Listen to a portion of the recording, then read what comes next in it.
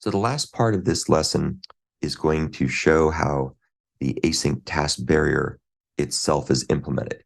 And we're going to walk through the various operators that are used and also discuss how exception handling is dealt with, which is rather subtle. You've seen some discussions about this. You saw the test examples.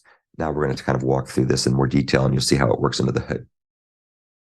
So let's go ahead and switch over, and we'll take a look at the async task barrier class itself. And for the first time, we're really going to dive into its details, not just look at the API and the way it's used. So here's the async task barrier class. As you can see, it's got a list, which is a list of suppliers to monos to void. So we make ourselves a new array list that will be that list. And then it's got a method that registers a task, which is a supplier to mono to void. And we've got another method that will unregister. See, it removes the element from the list. So straightforward use of Java list operations, nothing tricky there.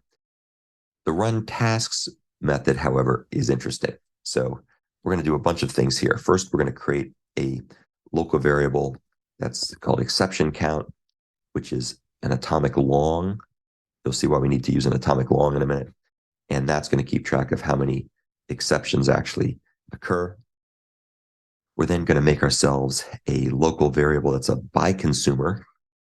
And this by consumer is going to take an exception and an object, and it's pretty much going to ignore what exception occurred other than to get the message, what type it was. And it's going to pretty much ignore the object. But what it is going to do is it's going to go ahead and increment the exception count by 1. And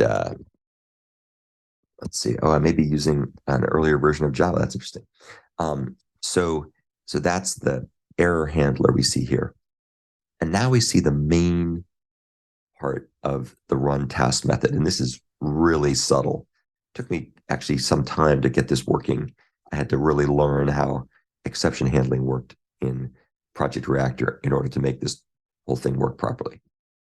So what I do is I take this list that has the registered suppliers that return monos to voids. I convert that into a flux. So far, so good. I then use the flat map method to take each of the suppliers in this flux and call its get method. And of course, get will go ahead and run the actual underlying task. So whatever tasks were registered, it'll run, and they'll either run synchronously if they don't use any of the subscribe on or publish on operators, or they'll run asynchronously if they use subscribe on or publish on. So at any rate, all those things are now off and running. And if they're running asynchronously, flat map will return before the operation's complete. If the operations all run synchronously, flat map won't return until all the operations complete. We then do the onErrorContinue method. And what this is designed to do is it says, if an exception is thrown with the operation under test, with the task under test, just continue, don't stop, because we want everything to keep running. And so what it'll do is it'll simply print the exception that occurred. We just print the exception message out here as an aid to the user.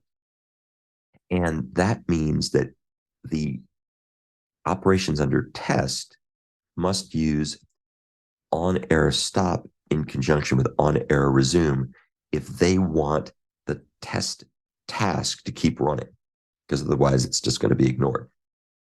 So that's where onErrorContinue goes. The final thing we do here is we use the collect list operator to collect all the monos to voids. And interestingly enough, when you collect a stream of monos to voids, you end up with an empty list. I know that sounds odd, but monos to voids have no return value. So when you collect them, you basically get an empty list back. But it's fine. That's what we need. We need to make sure that we're done with all the processing. And then the last thing we do is we use the flat map operator, and we take the mono just method, which is going to return a value or a mono to a value.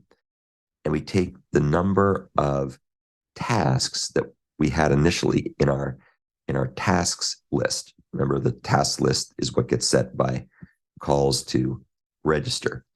So we take the number of tasks and then we subtract the number of tasks that got exceptions. So as you can see here, we are going to take whatever we had initially.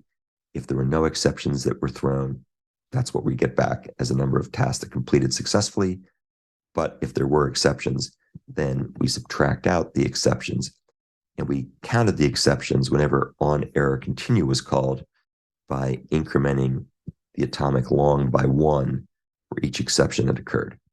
And the reason we use an atomic long here is not so much because this is going to run asynchronously in multiple threads concurrently, but because we're doing this in the context of lambda expressions. And lambda expressions expect that they're dealing with what are called final or effectively final values. So we can't do operations on something like just an int or a long. We have to do it with something that's a reference. So we use atomic long. There are other ways to do this, but this is probably the most convenient way to do it. So that essentially illustrates how the async task barrier works. I know we've used this for weeks now, and you might have wondered what it was doing under the hood. Well, now you know. And it's pretty cool because it illustrates a bunch of interesting features like how to do recovery from errors. So you keep processing the elements in a flux, even if some of them may fail through exceptions. And we also show how we can use collect list in order to be able to collect all the monos together, monos to empty, to void, and then basically trigger all the operations to run.